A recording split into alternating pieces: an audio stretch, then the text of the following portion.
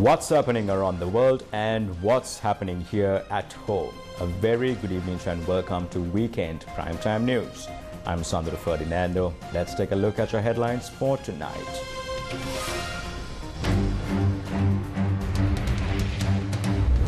Police request for support from North for a successful Operation Yuktya. New hotline launched for emergencies in northern and the eastern provinces. 18 police officers transferred. Presidential election or general election? SLPP sends mixed signals. කලින් මහමැතිවරණ තිය යුතුයි කියන එකත් එතුමා කියනවා. ඉතින් ඇත්තටම මේකේ සත්‍යයක් තියෙනවා කියන එකයි අපිටත් වැටහෙන්නේ. තීර වශයෙන්ම ලැබෙන සැප්තැම්බර් වලට පෙර ජනාධිපතිවරණය පැවැත්විය යුතුයි. President's attention on addressing issues of those engaged in gem and jewellery sector. Scheduled water supply system for 7 districts. India announces dates to hold a 7-phase general election. First up in news here at home, Minister of Public Security Tiran Allah stressed that the underworld will not be allowed in the north nor the south. He made this statement at the launch of the police emergency hotline 107 for the northern and eastern provinces. Speaking at the event, Minister of Public Security Tiran Allah and IGP Deshabandhu Tennakun also requested for the support of the people of the north for a successful Operation Yuktya. A meeting for the Vaunia Community Police was held today under the chairmanship of Minister of Public Security Tiran Allah. Inspector General of Police Deshabandhu Tennakun and others attended the event. An emergency hotline was introduced today for the northern and eastern provinces. Accordingly, complaints from these areas can be made via the hotline 107 and will be operational 24/7. Sri Lanka's emergency hotline is 119. However, calls to 119 are currently answered in Sinhalese. Even if you speak English, you can communicate your issue. The police will then support you. Everyone must be registered under Police Form 76. This applies to everyone. It isn't differentiated based on religion or race. The reason that must be done is to avoid from the underworld gangs or drug traffickers going into hiding in these areas. If the police is effective, they will have a program to locate outsiders entering the village. You are all aware of the 2019 Easter Sunday attacks. Extremists who were brainwashed assembled bombs in their own homes and detonated them in churches. Such things can be prevented from happening in the future. We must definitely establish proper civil defense systems at the village level.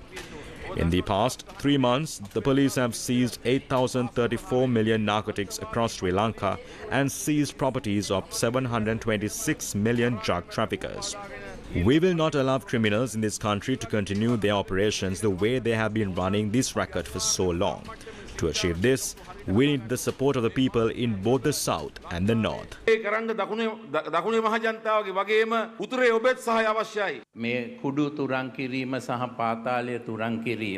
will remain steadfast in eradicating this drug menace and dismantling the underworld without being defeated by any external influence. They are willing to spend millions to try and stop our operation. Some people from the elite class have even tried to influence us after falling for the millions of the rupees. There are some lawyers among them. There are NGOs. There are other powerful people who are trying to destroy the Inspector General of Police. International influencers are attempting to impede our progress through letters and announcements. We will not be deterred. I urge everyone to come forward with details about underworld activity. We will not tolerate bullies in any village or city. They are the ones who carry out shooting using T-56. I am aware that there are such criminals in these provinces as well. So please, share their details with us. We are determined to eradicate the underworld. Having witnessed the suffering caused by the war in these provinces, I visited them frequently between 2002 and 2005. Back then, mobile phones were non-existent here. In collaboration with Dialogue, I brought the mobile phone technology to this province for the first time. However, when I undertook these efforts, the government of that time imprisoned me due to allegations of financial support for the LTTE. Despite this setback, I remained undeterred. Back then, of course, no one anticipated my future appointment as a Minister of Public Security.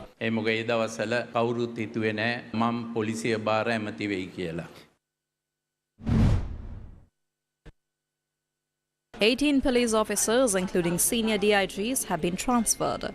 The police spokesperson's office said that the Inspector General of Police had ordered the immediate implementation of transfers and new appointments as per the decision of the National Police Commission. Accordingly, the police spokesperson's office said that 8 senior DIGs and 1 DIG have been transferred. It added that 8 senior superintendents of police and 1 superintendent of police are among the officers who have been transferred and promoted. Officer in charge of the Mount Lavinia Police Division, SSP EMMS Dehideniya, has been appointed as the new director of the Criminal Investigation Department, while the outgoing CID director, SSP KGA Piyasekara, has now been appointed as the officer in charge of the Kalutara Police Division.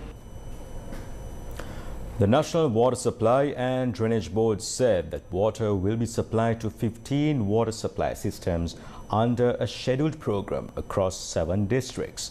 This is due to the prevailing dry spell across Sri Lanka.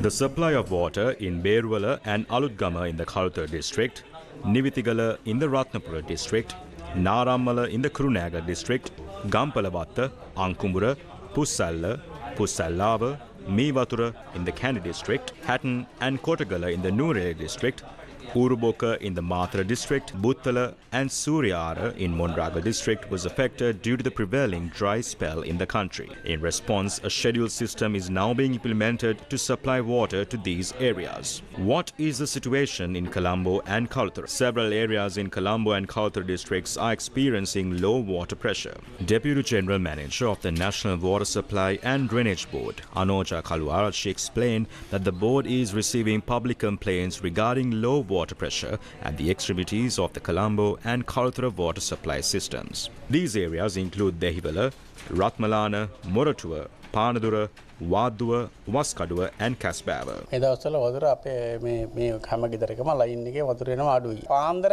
3-4 වගේ වෙනකොට ටිකක් වැඩි. ඒකල 5-6 වෙනකොට කොහොමත්ම අඩු වෙනවා එතකොට. ඉතින් එහාට ආයෙ රෑ 11-12 විතර වෙනකන් එලා ඒ විදිහට තියෙන්නේ. 4-5 විතර වෙනකොට වතුර නවතිනවා. ඊට පස්සේ අපිට වැඩ ඇරලා එන කට්ටියට හොද ගන්න විදියක් නැහැ. උදේට තමයි ආයේ. දැනට අපි බේසන් වලට පුරව ගන්න. ෆෝන් වලට මැසේජ් දාලා තිනවා. ඉතින් ලක්කන පසුතාවයට කනගාටු වෙනවා කියලා. එහෙම කියලා හරියන්නේ නැහැ නේ ඉතින්. බිල එනවා. අඩුවක් නැතුව. Deputy General Manager of the National Water Supply and Drainage Board, Anoja Kaluarachi, warned that unless water is used sparingly in the coming days, Colombo and the other areas in the Western Province may face water shortages. When's the election? Which election will Sri Lanka face first? Is it the presidential election or the general election? Members of the Sri Lanka Pudujana Peramuna expressed mixed opinions on the matter today. MP SM Chandrasena said that he believes holding the general election first is the appropriate course of action. The MP also reacted to the recent statement by Basil Rajapaksa on the SLPP's position on the current government. There is a truth in what Basil Rajapaksa said. He has made it clear that if the general elections are held earlier, it would be beneficial for the country if all major parties in parliament come together to form a national government. He isn't someone who speaks without thinking. He is an intelligent leader. He said that if a candidate secures the presidential election by even a single vote, their party gains power. This will lead to the government going astray. That has been evident throughout history. Basil Rajapaksa said that President Ranil Wickremesinghe is a very talented leader and a great candidate. Therefore, he is implying that Ranil is fit for the role. But he also said that a general election must be held first. So there is some truth to what he said.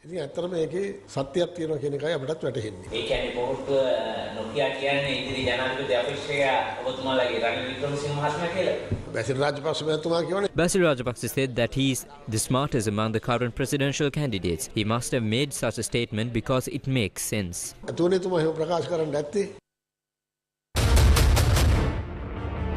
When's the election? Sri Lanka Podujana Peramuna MP Jagat Kumara has an opinion contrary to the opinion of SLPP founder Basil Rajapaksa. මේ වෙලාවේ මේ හදිසියේ කාට හරි මහමැතිවරණයක් තියන්න උත්සාහයක් තියෙනවා නම් ඒක මොන වගේ අවශ්‍යතාවක් We are concerned about what they are trying to achieve by holding a general election at this time. I believe that majority of the MPs currently support the president. Each of them will work to bring the president into power. But we were aware that one person has garnered a massive amount of support and strength. We will not oppose holding the general election. But this is not a time to hold a general election. The presidential election must definitely be held before September. Many MPs are of the stance that a presidential election must be held and then we can go for a general election. We believe that the sitting president has a proper plan to revive our country from the crisis. But at the same time, we are in doubt if certain issues can be resolved. So if the president can win our trust, we can support him. Although some people think that the SLPP, the president and another party will break off at the end, if the president contests the election, the SLPP is likely to support it. ඔය කණ්ඩායමට පොදු පෙරමුණේ සහයෝගය දෙයි කියන විශ්වාසය තමයි සහ වැඩපිළිවෙල තමයි දැනට නම් පේන්නේ. Wins the election. Samagi Janabalvegia spokesperson SM Marikar said the SJB will support the dissolution of parliament. Basil Rajapaksaගේ න්‍යාය පත්‍රයට අනුව අපි වැඩ කරන්න ලෑස්ති නැහැ. We are not ready to work according to Basil Rajapaksa's agenda. We are ready for any national election, be it presidential election or the general election. A general election will not be held just because Basil Rajapaksa asks for it. If Basil Rajapaksa wants to dissolve this, he should bring a resolution. If they do so, it will be considered. But if someone proposes to dissolve parliament, we cannot oppose it. We ask for a general election. The fastest way to release the pressure on the people democratically is to have a general election. If there is a proposal for a general election, we have to agree to it, but not according to the agenda of Port Tour. We are ready for both elections. According to the Constitution, the presidential election must be held between September 16th and October 16th. We are ready for the victory. විජයග්‍රහණය කිරීම සඳහා අවශ්‍ය වැඩ කටයුතු කරමින් ඉන්නේ. Wins the election. Leader of the New Lanka Freedom Party, Kumara Welgama, said he is eligible to contest the upcoming presidential election.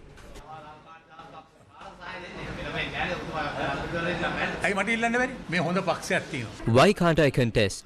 The New Lanka Freedom Party has a strong leader, Kumara Welgama, a leader who can help a country in need. Do not worry. I believe my horoscope will turn out great soon. Just like Putin, I have a star on my palm. So I would like to clearly say that Kumara Welgama is the right person to rebuild Sri Lanka. මේ රට ගොඩ ගන්න සුදුසුම පුද්ගලයා කුමාර වෙල්ගම කියන එක මම කියනවා. 2024 ජනාධිපතිවරණයෙන් පස්සේ අපි අපතන්නවනේ අතිගාල ජනාධිපති කුමාර වෙල්ගම මහත්තයා. ඒ ඉච්චර ඉතින් ලොකුවට යන්න ඕනේ නෑ. නිකන් කුමාර අපි කුමාර මහත්තයා කිව්වම හොඳටම ඇති. ඒකේ ජනාධිපති වුණාට පස්සේ එහෙම නෑ ජනාධිපති වුණා කියලා අන් දෙකක් එනවද නෑනේ. දැක්කම කුමාර මහත්තයා කියලා කතා කරන්නේ ඇති. අර මහත්තයා. Why do we grow a pair of horns when we take office as president? No, so you can just call me Mr. Kumara. Mr. is more than enough. I think the SLPP will support Ranil Wickremesinghe or Lansa. The SLPP will also support him. That is the current situation. It might change when I step into the contest. දැන් තියෙන තත්ත්වය අනුව. ඕකේ ඉතින් ඉදිරියේදී මම එළියට බැස්සොත් ඔය ඔක්කොම වෙනස් වෙයි. Wins the election.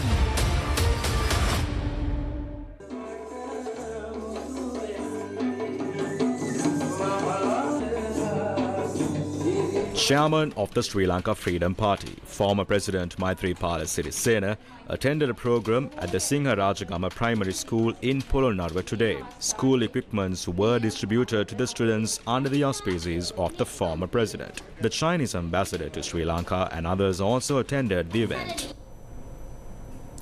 Opposition leader Sajid Premadasa highlighted that priority will be given to the youth when rebuilding Sri Lanka's economy. The opposition leader expressed these views while addressing the Samagi Janabalvegia's Kurunegala District Youth Conference held today. SJB MPs, youth and party organisers attended the conference. We can no longer ignore the fact that a majority of young people in this country are choosing to migrate. Colombo boasts the Lotus Tower, which some claim the observation deck offers a heavenly experience. However, a clear view reveals that struggles faced by people living in the low-income neighborhoods below. Throughout history, leaders have taken to platforms on numerous occasions, declaring this as the final chance to save the nation. While such statements may be made again, building a nation requires more than just a movement. It requires a collective effort. We will not be able to do so until the people understand this truth.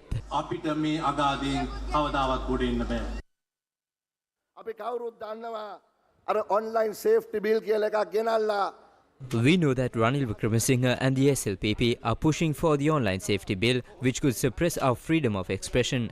These laws were passed despite warnings from social media companies like Facebook, Instagram, X, TikTok and others. These companies threatened to cease services if the laws weren't amended. Even if they stayed, their full investment might be unlikely. Consider Facebook, headquartered in California. With such restrictions in place, can we import the necessary information technology from there? This is what happens when such stupid laws are implemented. Let me be clear. If elected, President Sajid Premadasa will immediately repeal this online safety bill. අපි ඇවිල්ලා පළවෙනි සුමානේ සජිත් ප්‍රේමදාස ජනාධිපතිවරයා ඔය online safety පනත සම්පූර්ණයෙන්ම අනිත් පැත්ත ගහනවා කියලා. අනිවාර්යෙන්ම මමත් පොරොන්දු පත්‍රයක් ඉදිරිපත් කරනවා. හැබැයි ඒක හුදෙක් පොරොන්දු වලට සීමා වෙන්නේ නැහැ. Of course, I will also present a manifesto. However, we will consider it a social contract. The social contract with the youth of this country will prioritize the prosperity of all Sri Lankans. Let me be clear. We will make significant changes to our education system. Youth will be at the forefront of rebuilding our nation's economy. We will enact all necessary laws to guarantee your freedom of expression. We will establish world-class youth development centers across all divisions. We will provide free programs for the youth to learn English, Chinese, Hindi, Japanese and IT skills. We will implement this program across all divisions. පරිගණක විද්‍යාව නොමිලේ ක්‍රියාත්මක කරන වැඩසටහන හැම ප්‍රාදේශීය ලේකම් උපලේකම් බල ප්‍රදේශයකම ක්‍රියාත්මක කරනවා. Wins the election. The leader of the Jatika Jana Balawegaya, Kumara Welgama, says that the JJB is currently holding talks with the North regarding their prospective future government. He expressed these views during a conference in Kilinochchi today. We should unite with the North, East and South to form a new government. The presidential election will take place this year. Isn't the president considering the election in isolation to Colombo and Kilinochchi? The time of forming divided governments and following a divide and conquer principle should come to an end. We should not only form governments and unite, but we should also unite to form a single government. If governments are formed, it should be to unite the people. A president's child isn't born to guarantee their place in office. Yet, Mahinda was elected president and now his son seeks the same position. The people of the South now recognize this flawed practice. We must unite and form a single, unified government, a government led by the JJB. Divided governments and those that incite division have no place in our future. We don't propose transactional politics. Vote for us and we'll give you federalism. We are not here to make deals. We believe a government formed by us should include representatives from the North.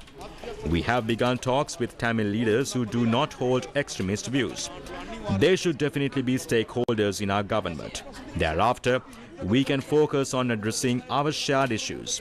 They fought wars claiming the sea in the north belonged to Tamils and the Sinhalese made similar claims. They fought wars claiming the sea in the north belonged to Tamils and the Sinhalese made similar claims. But today, who owns that sea? It belongs to India. You know that Manna has strong wind power potential. Through this wind, power is generated. However, who owns that natural resource today? It belongs to the Indian company Adani. There's also a proposed solar power project for the Punakarin reservoir. However, we are considering signing agreements with an Australian company to purchase each unit at ₹52. We are fighting, yet foreign institutions are robbing our resources. We should ensure your right to your motherland. After the war concluded, there were arguments among southern ministers regarding the divisions of petrol sheds. As a result, much land was given to supporters of various politicians. Today, a majority of the land on the northern coast is owned by southern politicians. These politicians also own land in the south. We should ensure your right to land ownership. I know there are citizens who obtained residency in 1984 but still lack land ownership certificates. By forming a government, we aim to address these issues. We'll focus on identifying and closing any loopholes in the Constitution that hinder land ownership rights. We'll also be prepared to address any political issues that may be contributing to the problem.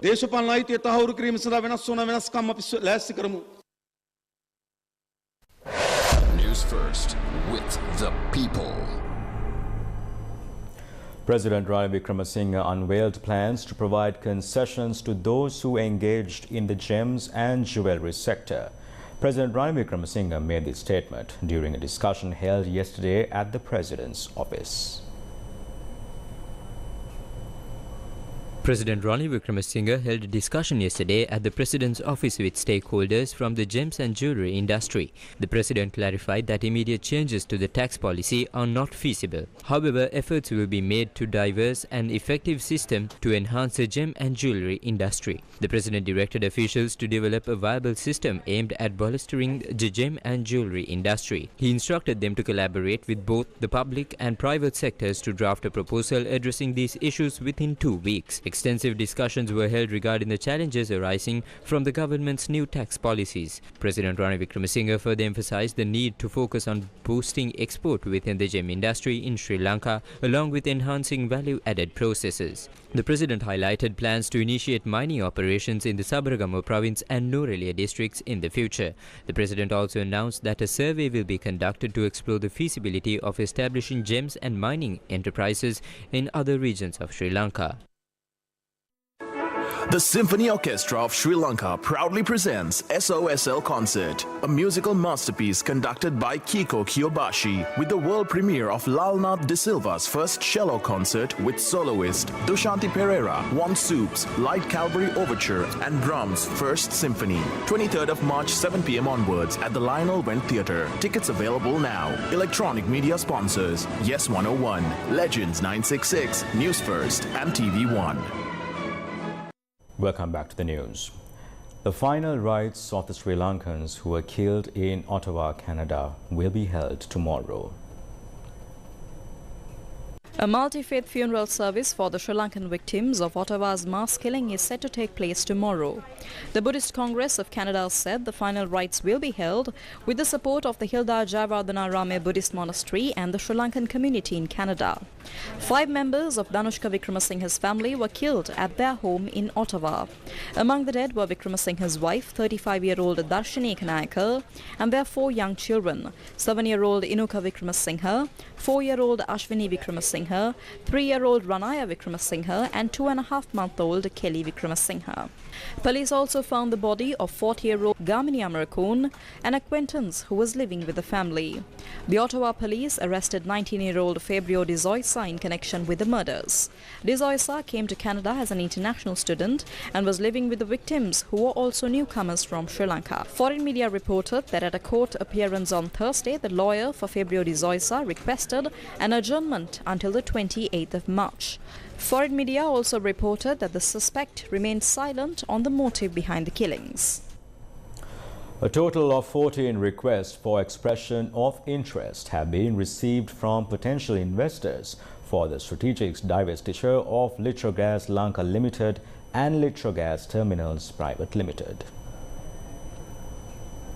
According to the Ministry of Finance, the government had called for the request for expression of interest on the 16th of January 2024, with the deadline for submission of proposals ending yesterday. The REOIs received were considered by the opening committee appointed by the Special Cabinet-appointed Negotiating Committee. The Finance Ministry said that 14 REOIs were received from companies based in Singapore, India, Turkey, Thailand, United Arab Emirates and Malaysia. 4 local companies, including Loves Gas PLC, are among the companies that submitted REOIs. The REOIs will be evaluated by the Special Project Committee as per the special guidelines on divestiture of state-owned enterprises approved by the Cabinet of Ministers in July 2023. The Finance Ministry added that Deloitte India acts as the transaction advisor for the strategic divestiture of Litrogas Lanka Limited and Litrogas Terminals Private Limited. The signing ceremony of the project for improving the primary school buildings of the Minna Tamil Vidyalaya in Nuwara was held in Colombo. 2 grant contracts were signed to initiate the project for improving the primary school buildings of the Minna Tamil Vidyalaya in Nuwara. The contracts were signed by the Japanese ambassador to Sri Lanka, Mizukoshi Hideki, and the country director of Adventist Development and Relief Agency, Matthew Whitty. It became evident that urgent support for basic education was needed in that region. I would like to emphasize the need to reaffirm that basic education is fundamental for the development of zest for life, such as ability to learn and think independently and creatively, which forms the basis for lifelong learning and vocational and social life. The government of Japan, as a steadfast partner of Sri Lanka, has been supporting vulnerable communities through various forms of assistance. According to the Ministry of Plantation Infrastructure Development, 7.2% of children aged between 5 and 14 years of age in the estates do not attend schools or are engaged in formal education activities. Due to the lack of facilities in the schools and the parents' purchasing power, it is common that these children do not have access to books and stationary items to assist in their studies. I believe that this project will be tremendously beneficial for the children in this community, creating an environment where they can learn and reach their full potential. The government of Japan decided to extend grant aid for the education of tea estate children in the Nuwara district under its grant assistance for grassroots human security project. Over 30 jubilarians were recognized and awarded at a felicitation ceremony organized by the Bar Association of Sri Lanka in Colombo. Over 30 jubilarians recognized for their 50 and 60 years of legal practice were presented with awards at the felicitation ceremony organized by the Bar Association of Sri Lanka. Chief guest of the event was Chief Justice President's Counsel Jayantha Jayasuriya, Attorney General President's Counsel Sanjay Rajaratnam, and others in the legal fraternity were among those who attended the event.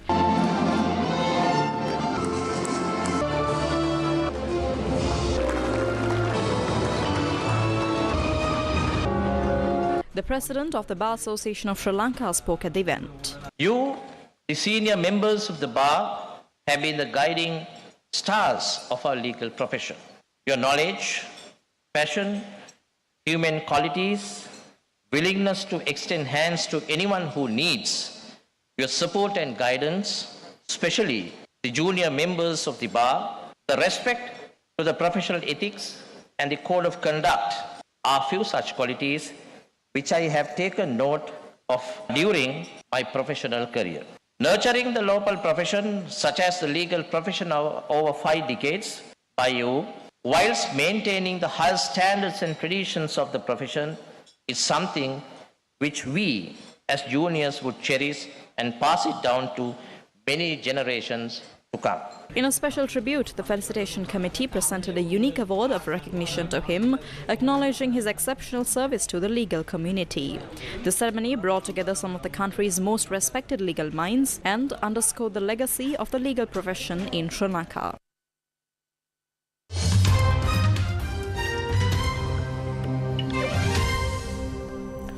India will hold a 7-phase general election starting on the 19th of April with the results to be declared on the 4th of June. The Election Commission of India announced the schedule of the 6-week marathon vote during a news conference in New Delhi. The first phase of the parliamentary election will be held on the 19th of April, second on the 26th of April, third on the 7th of May, the fourth phase on the 13th of May, the fifth on the 20th of May, and the sixth on the 25th of May, and the seventh phase on June 1st. In 4 states, Arunachal Pradesh, Andhra Pradesh, Odisha and Sikkim, the parliamentary and legislative assembly elections will be held simultaneously, with their results to be also declared on the 4th of June. By-polls for 26 assembly constituencies across the country will also be held during the 6-week vote. There will be more than 1 million polling stations in operation, staffed by 15 million poll workers, according to the Election Commission. Nearly 970 million voters, more than the entire population of the United States, the European Union and Russia combined, are eligible to cast their ballot, making the election the largest democratic exercise in the world. Prime Minister Narendra Modi, seeking a 3rd straight term in the vote, has set a target of 370 seats for his Bharatiya Janata Party, that is the BJP, and 400 plus for the National Democratic Alliance, the NDA. The BJP heads in the 543-member lower house of Parliament. Modi will be challenged by the alliance of 24 opposition parties called the Indian National Development Inclusive Alliance, led by the Indian National Congress. Several people have been detained for vandalism at polling stations in Russia on the first day of voting in presidential elections.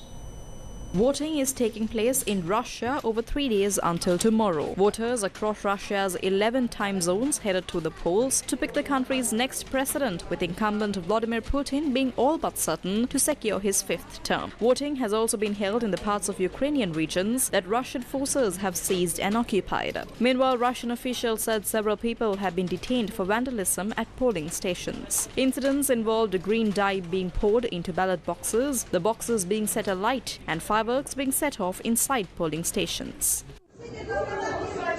Foreign media reported that most of the incidents were reported at polling stations in Moscow, Voronezh in South Russia and the region of Karachay-Cherkessia in the north. On all state channels, 71-year-old President Vladimir Putin was promoted as a national leader who stood head and shoulders above any potential rivals. He has already been in power in Russia longer than any ruler since Soviet dictator Joseph Stalin. He has been president since 2000, apart from 4 years as prime minister, because of a 2-term limit imposed by the Russian constitution.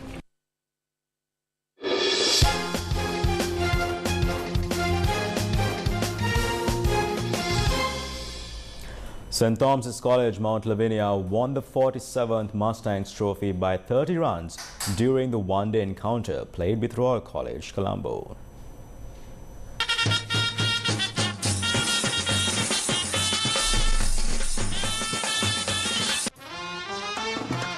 After winning the toss, the Thomians decided to bat first at the SSC grounds in Colombo, and they posted 256 runs for the loss of 8 wickets in their allotted 50 overs. Top scorer for St. Thomas's College was Sadeb Soisa for a 65-run contribution. In reply, Royal were bundled out for 226 runs in 48.1 overs, and fresher Shane Abiratna was the top scorer for his 56 runs. As for the Thomians, Nathan Caldera and Dinet Gunawardena bagged 3 wickets each.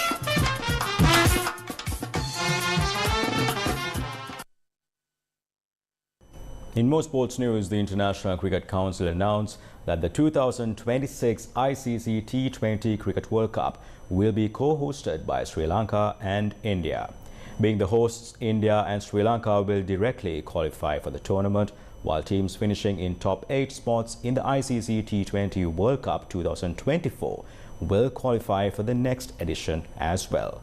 The tournament is scheduled to be held in February and March of 2026 and will consist of 55 matches played between 20 teams. And with that, we wrap up news for tonight. Thank you very much for joining us. Do take care and good night.